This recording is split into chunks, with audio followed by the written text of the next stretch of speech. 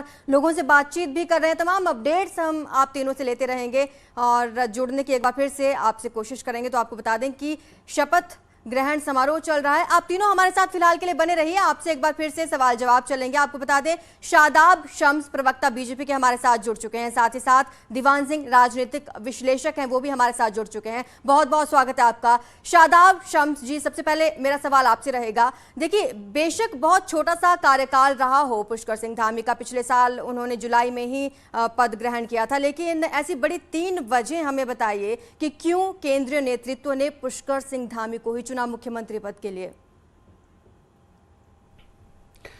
देखिए, मुझे लगता है कि जिस योद्धा की तरह युवा मुख्यमंत्री पुष्कर सिंह धामी ने अब पूरी टीम को साथ जोड़ के ये एहसास कराया कि उत्तराखंड में हम सब एक साथ मिल के आगे बढ़ेंगे। और मैं ये कह सकता हूं कि हमने उनका कार्यकाल को देखा कि जब विपक्ष के नेता विधानसभा की गैलरी में बैठ गए, उन्होंने किस तरह से विपक्ष के नेताओं को भी, विधायकों को गले लगाकर उठा कर कहा आपको बैठने की आवश्यकता नहीं है, कोई बात है तो आओ मेरे कमरे में चल के बैठ के मामले को निपटाते हैं।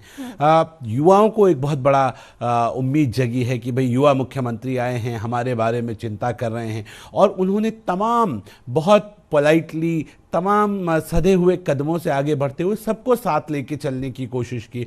हमारे पूर्व मुख्यमंत्री, हमारे बड़े वरिष्ठ नेताओं का आशीर्वाद लेते हुए आगे बढ़े और लगातार एक मैसेज देने का काम किया कि मैंने जो मुझे समय मिला 4-5 महीने का, उसमें नहीं, मैं पूरे 5 साल के काम को लेके सरकार के आगे बढ़ूंगा। ये बताता है, कमिटमेंट बताता है, ये कार्यकर्ता की निष्ठा बताता है कि एक कार्यकर्ता लड़ रहा है। और उस कार्यकर्ता ने सब नेताओं को, अपने सारे कार्यकर्ताओं को एकजुट एक साथ किया। और ऊपर से जिस तरह से जो माहौल चाहिए था देवभूमि उत्तराखंड में, जितने डिस्प्यूट मैटर थे, मैं ये भी कह सकता हूं कि जिस तरह से आदरणीय राजनाथ सिंह जी आए और उन्होंने कहा कि धाकड़ धामी, धाकड़ बल्लेबाज है धामी, तो उन्होंने तमाम जो गुगलियां फेंकी गई, हम बेहद महत्वपूर्ण तस्वीरें इस वक्त दिखा रहे हैं। ये आपका जवाब हम सुनेंगे, लेकिन ये तस्वीरें आप देखिए, यहाँ पर गुरुद्वारा पहुंचे हुए हैं। आपको बता दें कि देहरादून में ही नहीं, पूरे उत्तराखंड में लगातार मंदिरों में और गुरुद्वारा में पहुंच रहे हैं नेता। और आपको बता दें सीएम पुष्कर सिंह धामी भी पहले टपकेश्वर मंदिर पहुंचे,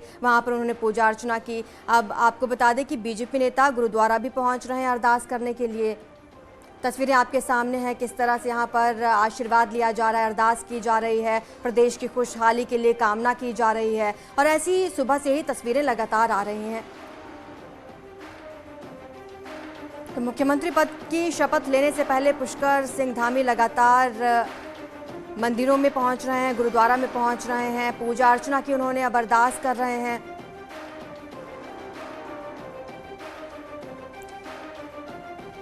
चलिए शादाब, मैं आपके पास लौटूंगी, लेकिन दीवान सिंह भी हमारे साथ जुड़े हुए हैं। दीवान सर, जिस तरह से शादाब जी ने बताया कि मुख्यमंत्री पुष्कर सिंह धामी को एक बड़े तबके का समर्थन हासिल है, लेकिन आपको क्या लगता है कितनी चुनौतियां अभी उनके सामने और आना बाकी हैं?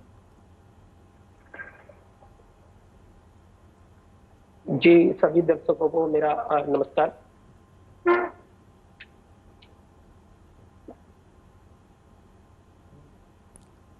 दीवान जी, मेरा सवाल आप तक पहुंचा?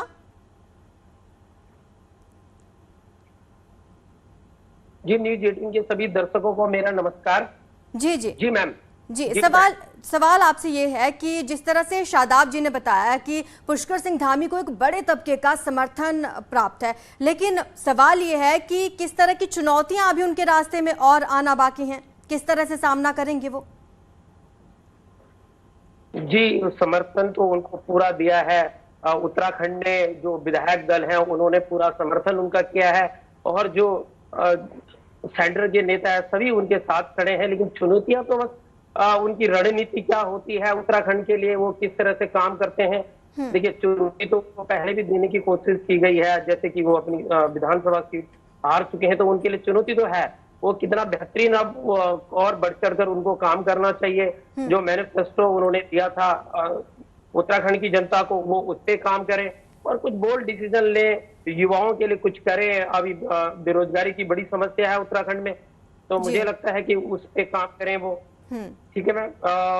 और मैनिफेस्टो में उन्होंने कुछ फीमेल्स के लिए कुछ शिक्षा के क्षेत्र में कुछ मैनिफेस्टो में कार्य करने थे, वो काम करें। और जहां तक अभी युवाओं के लिए 20,000 नौकरियों का उन्होंने जिक्र पिछले कार्यकाल में किया था, तो वो वादे वो पूरे करें।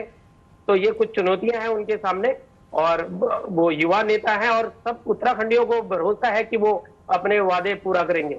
चलिए सुनील नवप्रभात भी हमारे साथ जुड़े हैं। सुनील, प्रधानमंत्री मोदी खुद पहुंच रहे हैं शपथ ग्रहण समारोह में, एक तरह से क्या संदेश देने की कोशिश की जा रही है? क्या ये माना जाए कि इससे ये बताया जा रहा है कि देखिए प्रधानमंत्री मोदी का सीधे तौर पर संरक्षण प्राप्त है पुष्कर सिंह धामी को?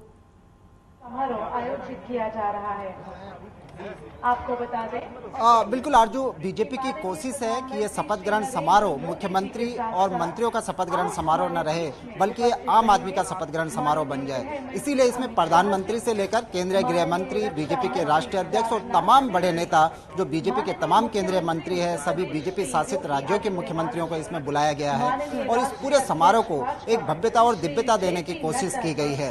प्रधानमंत्री नरेंद्र मोदी के नाम से उत्तराखंड की जनता अच्छे से परिचित है और आपने देखा कि पूरा चुनाव, पिछले चुनाव तमाम जब भी बीजेपी कोई स्टेप उठाती है तो उसके पीछे कहीं ना कहीं प्रधानमंत्री नरेंद्र मोदी होते हैं। और ये पूरा चुनाव भी बीजेपी ने प्रधानमंत्री नरेंद्र मोदी के नाम पर लड़ा और जिस तरह से जो मैंडेट बीजेपी को मिला, जिसकी उम्मीद बीजेपी को भी नहीं थी, जो बीजेपी ने मिथक तोड़े।